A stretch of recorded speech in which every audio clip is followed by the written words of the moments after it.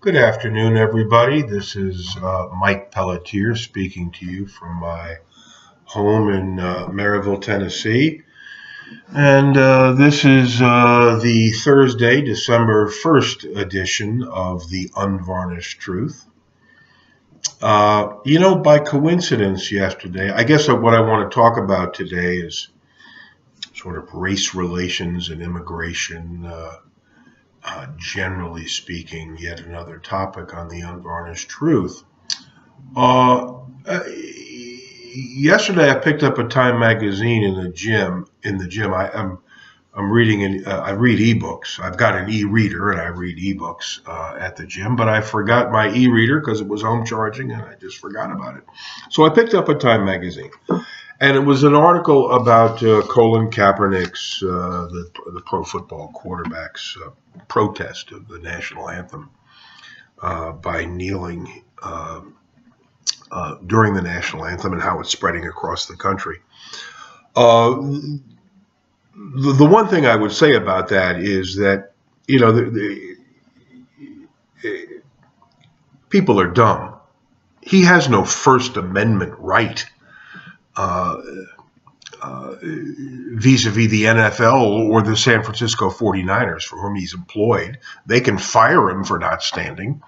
The NFL could issue a directive requiring him to stand, and he couldn't do anything about it. The First Amendment only applies to governments. It's only a restraint on government power. That is to say, he can't be prosecuted or fined civilly by the government for refusing to stand during the national anthem. Of course, that's true. But he has no First Amendment right vis-a-vis non-governmental entities like the San Francisco 49ers or the National Football League. They could tell him to stand or kick his ass out of the league if they wanted to. For some reason, they don't want to. And that's a separate question. But what struck me most about the article was not that First Amendment issue. I mean, a lot of people don't know that it's a restraint on government power, the First Amendment. The Bill of Rights is a restraint on government power. It's just like the laws in various states legalizing pot, even though the federal government says it's illegal. I mean, that's a supremacy clause question. And clearly federal law controls. But, geez, I kind of forgot what I was going to say. Right. Just because it's legal in California now to smoke marijuana or in Colorado to smoke marijuana, it doesn't require employers to accept it. They can still drug test and fire your ass if you've got a pot in your system, if they choose to. I mean, these laws which make it quote unquote legal don't affect private relations. It means that the government can't prosecute you. Anyway, what struck me most about this article was a sentence that says, and you're going to say, what's in a word? Well, I'll tell you what's in a word. It's kind of interesting. So here's the sentence. Spurred by the death of Trayvon Martin and the fatal shootings of unarmed African Americans, players in the NBA and NFL, both leagues made up predominantly of black men, many from underserved.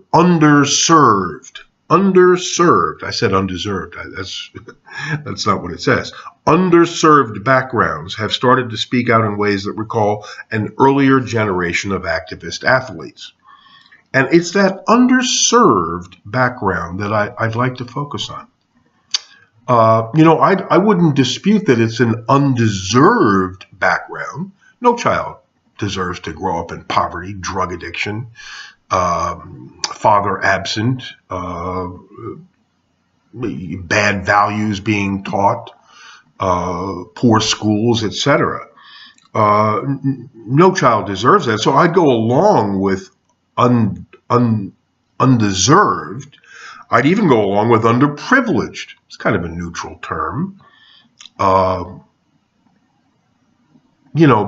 to say underserved, that nothing more illustrates the dichotomy, the difference between conservatives and liberals on the subject of everything than underserved. In other words, the solution is government, and the fact that they're growing up, there's other statistics in here in this article, 52% of kids in Philadelphia below the poverty line and a college graduation rate under 9%.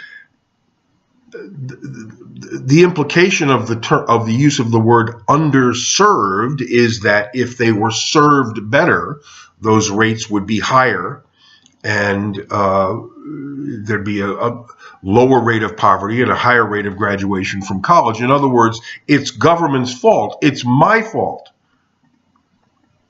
because these inner city black kids are underserved. How about underachieving? The current president proves, and I'm going to make what was going to be seem like a racist comment. He grew up in a white family. He grew up with a white mother. His father was back in Africa, and her white parents. But those are the facts, and I'm not going to apologize for him. Maybe that's why he achieved what he did, but the fact remains that he got into Harvard Law School, perhaps on affirmative action, but he is now the president of the United States, and more power to him. And any black youth can do that if they can shake off the shackles of their backgrounds. They have the power. They are not underserved. They are underachieving.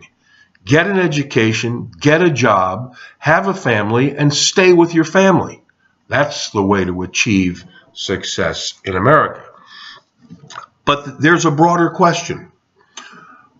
Why do people like the authors of these articles, why do they use terms like underserved? I mean, I guess you'd call that the liberal, sympathetic outlook. Or is it that?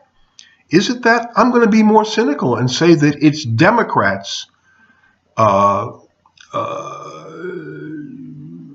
catering votes.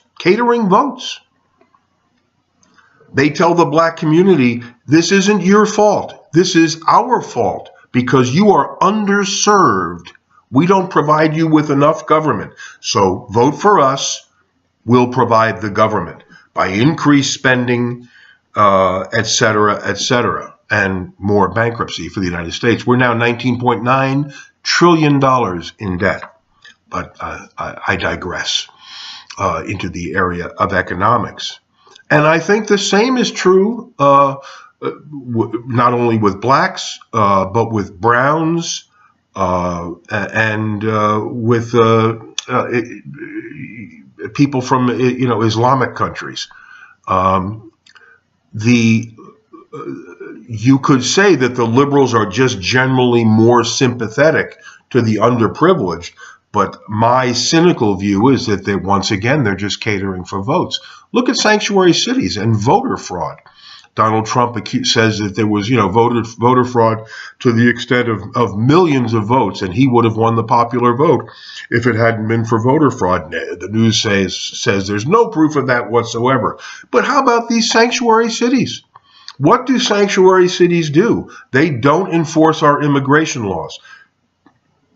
Tens of thousands and millions of browns have now been centered in those sanctuary cities, where my understanding is they are issued driver's licenses. That's one of the government services that is provided to them, despite the fact that they're here illegally. And with those driver's licenses, they can register to vote because they've got a driver's license. They have a valid government-issued ID. So a voter ID law doesn't stop them because they have a license that's been issued by a state or a municipality. They have some form of government ID that enables them to vote. And That's voter fraud, and that's exactly what the Democrats are doing. Now, what does this have to do with Hillary Clinton and the scandal at the foundation? I'll tell you what. Hillary Clinton was selling out the United States for foundation dollars, and Democrats are selling out the United States for votes, inviting in illegal immigrants, urging that we not vet radical Islamic, we not vet all Muslim immigrants to root out potential radicals who will do us harm. They are urging that we do none of this, that we open our southern borders, that we have sanctuary cities.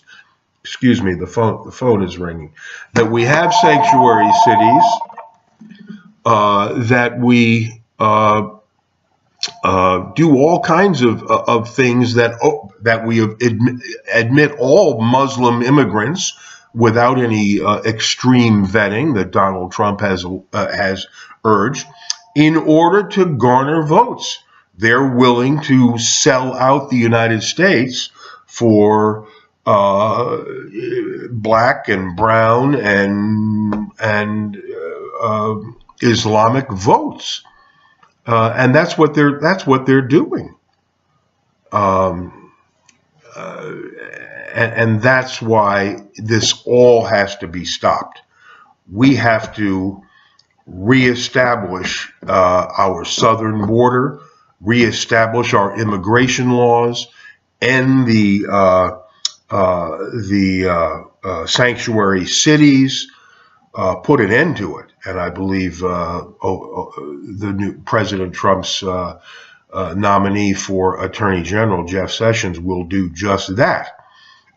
If he can survive the attacks on comments he made 30 years ago, which Democrats in the Senate are going to use against him to try to show that he's racist. I mean, that's what all this race baiting is about, is Democrats saying to blacks, browns, yellows, Middle Easterns, we're your friends, vote for us. This is not, they're not well motivated, in my humble opinion. This is all about garnering votes so that they can win elections, and they're not winning elections, and let's hope it stays that way. So I thought you'd be interested in what I had to say about that article that I read.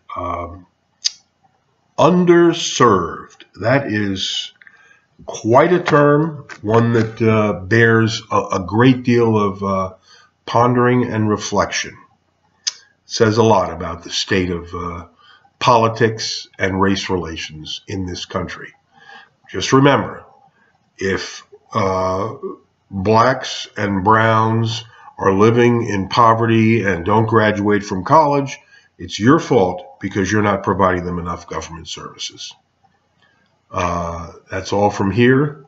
This is Mike Pelletier for December 1st, 2016, and this is once again the Unvarnished Truth.